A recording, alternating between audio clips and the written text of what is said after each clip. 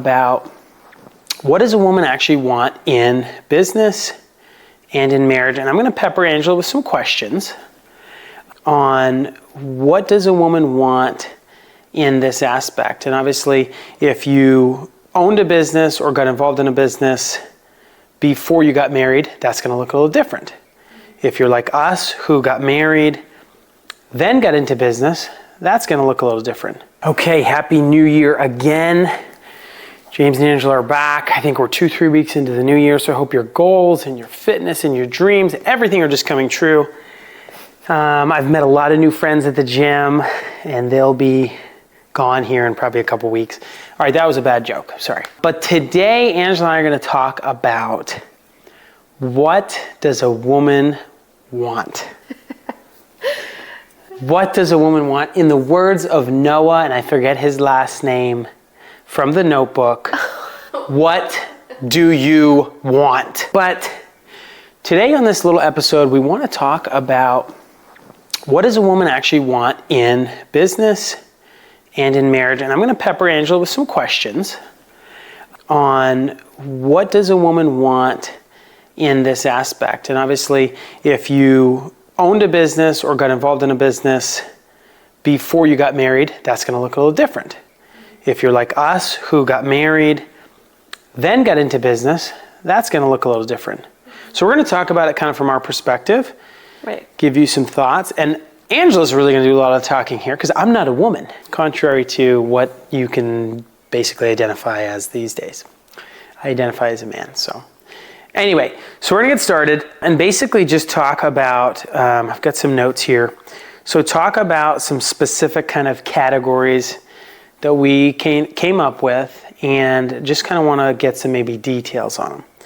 So I also want to preface with, this is obviously my opinion and it's our perspective. So this may not be what all women want, but I would say in general, us as women want a lot of the same things. So let me preface with that. Okay, so now that you've prefaced that, thank you so much. Angela's opinion, everyone, by the way, in case you didn't know. So, Angela, what would you say we're dating, we get engaged, we're about to get married. What is like the first thing, like top of your list that you're like, this is what I want out of James. This is what I want to, have in a husband. I'm trying to think back because I think even I would answer that question differently today than I would have 13 years ago when we did get married. Well, I think you could answer it for both if you can think about it. I can answer it for both. Number one, I think, was leadership. I wanted a man who was going to lead our home spiritually, financially, and I wanted to feel security. So that was, security can come in a lot of different ways, right? Mm-hmm. But I wanted to be, I would say provided for, but I also worked. But I wanted to feel taken care of, I guess. Mm-hmm. And so I would say that those were two of the main priorities. But I remember having a very serious conversation with you about leadership, a month or two before we got married, not even? Yeah, I remember. I need to step up a little bit. It's fine. So that was obviously really important to me because I'm a non-confrontational person.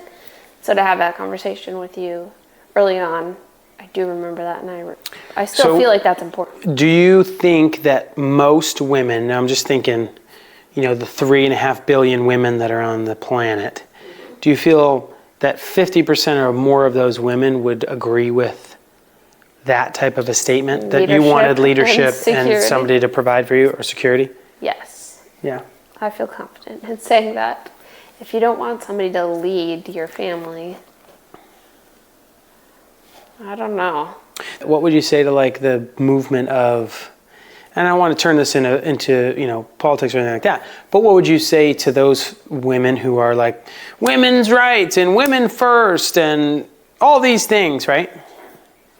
Having a leader of your home is different than a feminist movement. I still believe and fully believe that women are capable of doing things, and we're called to do things within our home, but from our perspective and from what the Bible says and the way that God created a household to be, the man is called to leadership. Mm-hmm. You can look at a city where a man or a woman, but without leadership, the city is falling apart. And that's, Matt Chandler did a whole series, and there Masculine was one mandate, specific sermon on, like, look at areas and cities that are falling apart, and it's because there's no leaders starting in the home, right? There's no father figures. There's nobody within the streets to, like, help these people step up and be leaders. Anyways, going on a tangent, but God created the man to be the leader in the home. Got it. And that bleeds over into other categories, you Absolutely. feel like. Yeah. So I agree with you. I think that I'm fine with having a woman president or a woman governor or a woman business owner or business person who crushes it. I love that. Yep. But in the confines of the home, we believe Scripture clearly says that the man needs to be the leader. So let's maybe turn that a little bit. What would you say to me as your husband if I wasn't picking up that role? We get married and I'm lackadaisical. I'm not leading the children. I'm not leading you to church. I'm not leading you in all these things. How does that conversation go? Because we can't be naive to think that that doesn't happen. Like, we know many couples that happens where the husband is kind of like just set, cool, chilling. I go to work, I bring home the paycheck, I provide security, but I don't lead the family. What would that conversation look like if that was me? It's a really tricky one. Thankfully, I haven't had to deal with that because you are the type A personality. Kind of, yeah. But I would say, number one, it needs to be bathed in prayer. Like, this needs to be a conversation you're having with God continuously. And I would say anytime that I have had to approach you about certain things, and I have prayed about it, either God has changed your heart and you have, like, made that correction on your own, or it's allowed me to have the space to have the conversation with you. And so I would say number one is, like, prayer. We always say, like, oh, I'll just pray about it, or I guess the only thing I can do is pray. And it's like, well, no, actually, prayer is the greatest weapon that we have. If we can bring something to the Lord in prayer consistently, He does promise to show up and meet us there. And so I think the first thing is that you need to be praying about your husband's leadership. And as a woman, we should be praying over our husbands daily anyway. Praying over them, over their minds for wisdom, over their eyes and what they see, over their mouths and what they say, all the way down to their feet and where they're going that day. So I would encourage you to, number one, be praying for your husband, but then pray for that avenue to be able to speak on leadership and then have the conversation. I think if it's somebody who that's not their personality, it's going to be an area where they're going to have to grow and where it's not going to be comfortable. And so that's where they're going to be challenged. So there's probably going to be pushback, right? Because they're feeling critiqued. Try not to approach it with, like, an attack, right? I don't want to approach you when you've failed at leading again, and then I just turn around and whack. You're never stepping up. I'm always leading the kids. I'm always doing this. I'm always doing that. That will not go well. I mean, we've had conversations like that too. That does not go well. So I think sit down, have the conversation, say it with grace, and there might be pushback because who likes being critiqued, if you will. But it's a conversation that has to be had and then continue to be prayed over.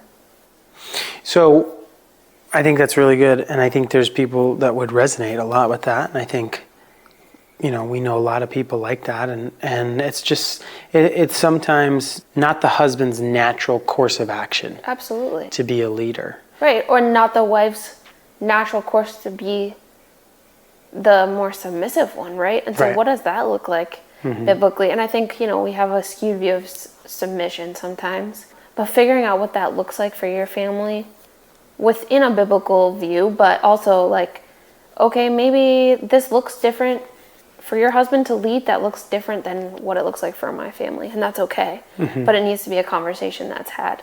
And I think spiritual leadership is the number one thing. If the man that you're with and you're believers, right, is leading in a spiritual way, then his heart is going to be in the right way to guide you in other ways. Like, he's going to be convicted, I guess. Right. He's going to be convicted to step up. So I would say that's the number one thing, is like, he needs to be spending his own time with the Lord and growing closer to the Lord. For believers, obviously. If not, then this could be a whole different conversation, but that has been our experience. So it's going to test and grow people on both sides. Right. The husband and the wife. So you talked obviously about leadership being the number one, and then number two, kind of being security. Security has a whole bunch of different facets. Yeah. I want to dive into that a little bit, especially when it comes to entrepreneurship and business and being a couple. Like, so for us, right, in other episodes we've mentioned, when we first got started with financial services and you were making really all the money, and I was making nothing until I got that going. How hard was that for you, a woman who wants security, wants financial provision, wants these things? How hard was that for you to say, okay, I need to be okay with this because of X, Y, and Z? Letting up a little bit of your number two category of security, how did you cope with, okay, this could be really good for us? Well, when we came to the point of needing to make that decision, I think I trusted you already. So I had seen you and your work ethic. I think it would have been different had we gotten married and you were like, hey, I want to start this business. That would have been a whole different conversation. Where I saw you work and sacrifice and join the military and work with my dad and do all the things to provide for our family. And so I would say you earned my trust for the first 6 years of our marriage. So when you said, hey, I think this could be really good for us, but these are the sacrifices that we're going to have to make up front, I trusted you because you had proven yourself in a lot of different areas. Sure. You were a hard worker. I knew that if it went kaput, you would sling pizzas. Yeah, you would be a delivery driver. You would do anything to make ends meet for us. And so you had proven that. So there was a sense of security knowing that you would work hard no matter what. So that allowed me to say, okay, I trust. Maybe it's more trust than security. Sure. But I trust that you're going to provide for our family in whatever way that looks, however that looks. So sure, let's try this and we'll figure it out. So that's obviously your experience with me, right? Because you know me, you can speak on me. And I'm not paying her, by the way, to say any of this, just so we're clear. I'm not paying her, at least as of right now. Maybe later there'll be some payments and I'll have to, do some stuff or whatever. But I'm not paying Angela. This was non-solicited. However, speak to the woman, right, who's maybe listening, or the husband who's interested in entrepreneurship. How do they approach their wife who maybe has the same type of security, I don't want to say issue, but security priority, financial security priority, and I want to jump into that in a minute here.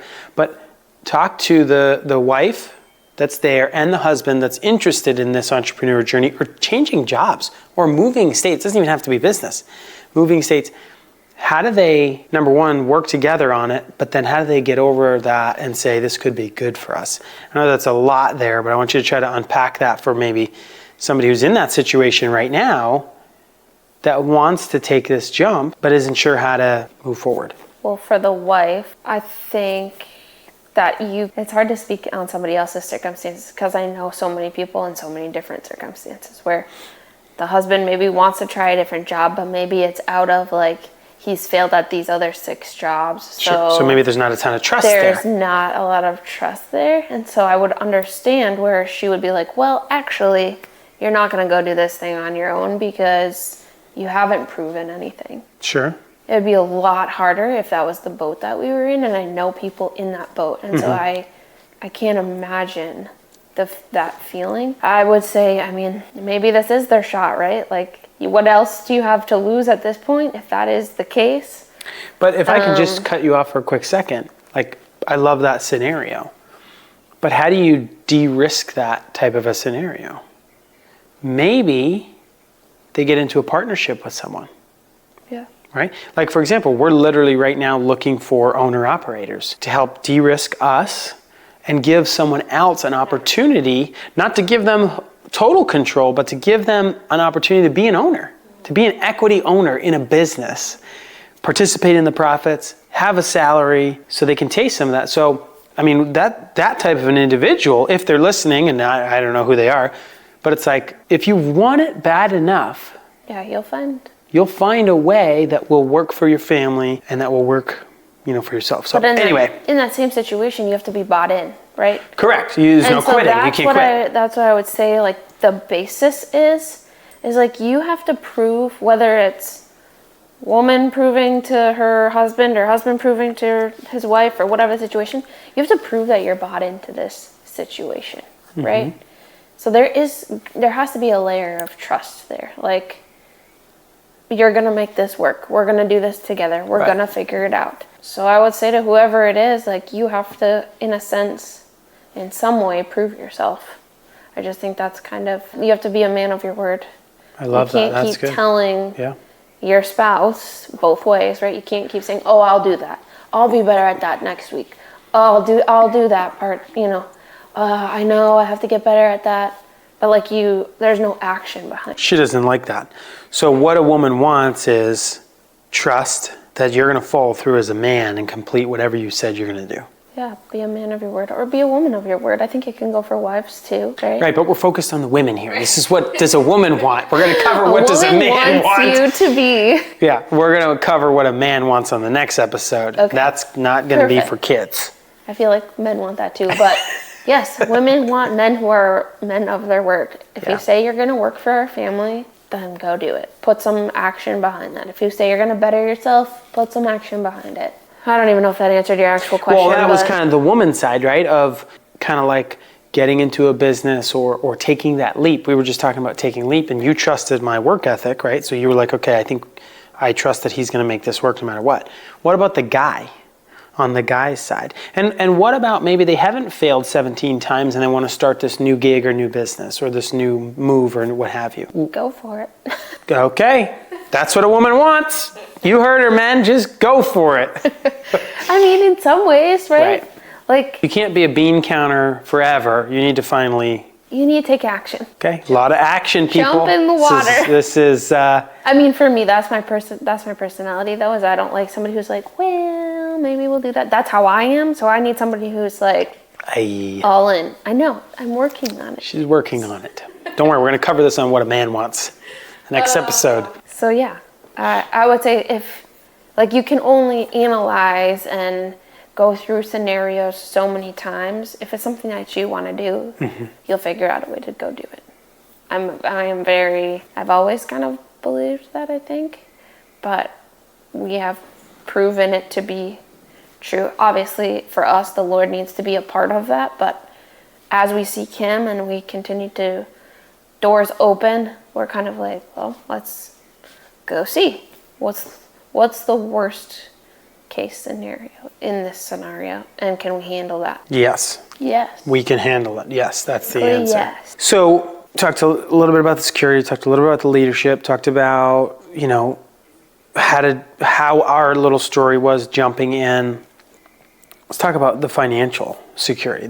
I feel like that's a big piece, at least with my woman, is sometimes belief, or maybe even trust. Maybe trust's not the right word, but belief, because belief is kind of intangible. It's almost like this, you can't see it, but it's faith, right? But you believe it. So until that first check clears or cashes, whether it's business or entrepreneurship or the new job, right? There's not 100% belief there. Talk to me through that on the woman who you believe because you trust your husband, he's going to get it done, or the move is going to be good for you and the family. But when does that small piece of belief turn into trust and turn into like, I'm behind you 1,000%? Or is it day one, you want to go do this, you want us to move, let's do it, I trust you, 1,000%, no doubts ever.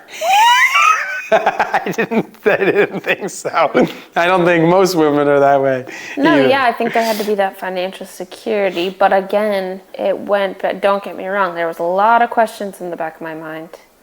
And some I shared with you. Maybe you shouldn't share some of them right now. Yeah. I didn't have full belief that it was going to work from day one. But that's where the worst case scenario was that you would have to do that during the day and then go work another job at night, or that I would have to do or be the teacher during the day and then work another job at night. Like for us, that was the worst case scenario. Mm-hmm.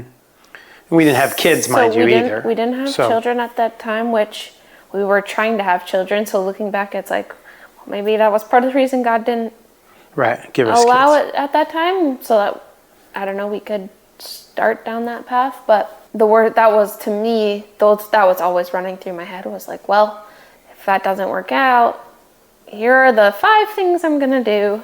Sure. Which is a sense of control and not always right. But that's kind of what went through my head at the time, to give myself a sense of security, maybe. I wasn't maybe getting it from you, so I was trying to create it on my own. Sure. But then I saw the work pay off, and you were finally getting paid. And we were billionaires. No. Okay. But you were able to bring in income and make it work. And I think that's when I started maybe fully believing that it was going to work. Right. So you would say that there is this little disconnect of you trust, you love, you believe, but until you actually have something tangible to hold on to see, it doesn't 100%. I think that's fair. Because unless you're a whack job like me or other visionary type people, you don't just see the vision and then just say it's going to work no matter what, let's go do it. Yeah. And I think there's a downside to that. And I think when I was younger, there was some stupidity is not the right word, but you know what I'm saying. There's some naiveness. Like a dumb faith. Yes, a stupid positivity to that is going to work. And it was less calculations, less risk mitigation, less risk aversion. And now it's a little bit more of, okay, we need to do 6 months of research. Right. There's a healthier balance now, for sure. But I also think it just depends on the amount of risk we're willing to take. Okay, with pickleball, there was 6 months of research before we got into it. If we're talking about going to invest in the stock market, like, we don't really need to have a 6-month conversation. It can be, what do you think? Let's pick something that's got a long track record, history of positive returns, and let's invest. Right. So I think it all depends on that as well, if that makes sense. But as you get older and as you learn some of these things too, for those who are younger listening, there's also an aspect of you don't know everything when you're young. And sometimes you just need to take a risk. Like you said, there's less to lose. We had nothing to lose. We were in an apartment. Lose at that time. We were in an apartment. Our rent was like $2,400 maybe, or maybe it was more than that. 28. It was a little way less than that. At Emblem? Oh, no. No, at Emblem. No, yeah. Yeah, that was kind of a nice place. Pool and fitness center. Anyway, we digress. We didn't have much to lose, so there wasn't really a lot of risk involved. Wasn't a lot of risk. So now we need to be a little bit more calculated on that kind of aspect. So anyways, we're digressing from what does a woman want. Where does the like respect aspect come in? Because there's a lot of books written about that. There's the main book, Love and Respect. Where does that come into? You had mentioned kind of your top two, right? Leadership and kind of that security. But from the husband's side of what a woman wants, where do those two pieces, love and respect, come in as far as, keeping the business going forward, keeping the marriage on track, and pleasing your wife and giving you what you want and what you need? Yes. Well, as the book goes, women want love, typically, and men want respect, typically. Not always, but typically. Not always, but typically. Those are kind of how we're wired. So yeah, I mean, as a woman, I want to feel loved. I want to feel appreciated. I want to feel validated. I want to feel beautiful. I want to feel pursued.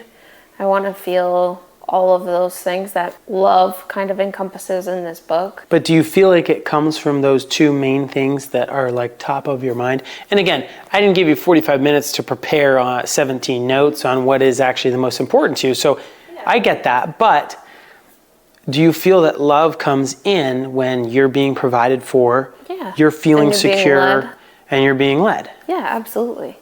Those are ways that you show me that you love me. I mean, I think there's a million other ways too, but yes, to answer your question, when you are providing for me, when you're working hard, when you are putting in the work, the energy, the effort to lead our home and our family, yes, I feel loved. So I think that's where it gets hard in business, because let's use leadership and security. Maybe those aren't the top two for other women, but for a lot of women, I know those are important. Mm-hmm. So let's use those, right? When you start a business, all of a sudden you feel like, well, the man that was leading my family is gone. Mm-hmm. Maybe you're not used to them traveling. Thankfully, I kind of already was because of the military thing, but maybe you're not used to them traveling. Maybe you're not used to them working 60 plus hours. Maybe you're not used to them just not being around at night or helping with the kids being put to bed or whatever that looks like. All of a sudden your leader, or the person that you've been somewhat dependent on for however many years, is now putting all of this energy into this other thing over here. Well, now I don't feel as led. So I maybe take that as like I'm not as loved. I'm not being pursued. I'm trying to think of other words. And the same thing with security, right? Most likely you're not making money starting a business. Right, in the beginning. So you actually lost money because you've put in all this money into this new business. So now my sense of security and my sense of somebody leading our family are both gone.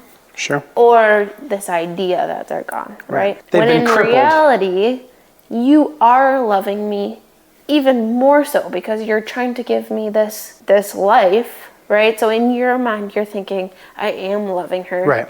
It's just a temporary these sacrifices for her because I love her. Mm-hmm. And in my mind, I'm thinking, how could he love me? Like he has, he's always gone. He's always doing this. He took all of our money and put it into this business. Mm-hmm. So I think often that is the idea and the mindset behind starting a business. And now all of a sudden we have all of this friction where we didn't have friction before because those two main things have been interrupted.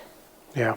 So basically what you're saying is, if I get this right, is when we started up the business or when somebody's going to put their time, effort into starting that business, the wife or the spouse is hearing, if there's not communication, is hearing, he doesn't love me anymore, he's not leading me anymore, he's not providing for me anymore because he took our money, invested it, he's giving all his time, he's leading this team, he's doing leadership there. I'm not getting any of it anymore. There must be some issue with our marriage, even though originally the small conversation that was had was, we're going to do this for the good so that down the road we can have this dream life together. Is that kind of what I'm hearing? Yeah, I think if we're not careful, right, and now hearing it back, it's all lies, right, that the enemy uses. It's not truth. Yeah, it's not truth. It's not what is happening in reality, but you let yourself, your exhausted self, get into your head. Mm-hmm. And the lies that you tell yourself are, he doesn't love me anymore because I don't see him leading, I don't see him providing, I don't see X, Y, and Z. That's not the truth. So we have to be careful of those lies when you're starting a business because it can very easily feel that way, and then you put that onto your spouse, who then feels disrespected, even though he wants respect. So it's just like this vicious cycle especially when starting a business. Right. So the last thing that I would say with that is to give a woman what she wants, just need to communicate. Right. Excellent. That's one way to fix that. Yeah, communicate with your spouse, make sure there's a lot of communication. And I like the idea of bringing a business owner on, or a partner, bringing a partner on, bringing an owner-operator on, alleviate some of that risk. And we've learned a lot in the past to do those things. So anyway, short little episode on what does woman want, and I don't know. I think it was good. I think I learned a few things that we'll need to discuss once we are not recording, and hopefully some of those folks that were listening also learned some things. Men, you hopefully listened and learned some things, and women, hopefully this resonated. We'd love to hear back from some people, right? Like we'd love to hear back from you guys. Whether it's on our Instagram, DM us, or on the YouTube, write us a comment, send us an email. What do you want to hear about? We've got hopefully some interviews being scheduled here very soon with some married business owners who can bring some knowledge and some insight, not just from us, but from them on how they're doing things and how they're making kind of things work. So we will be catching you guys on the next episode on what men want.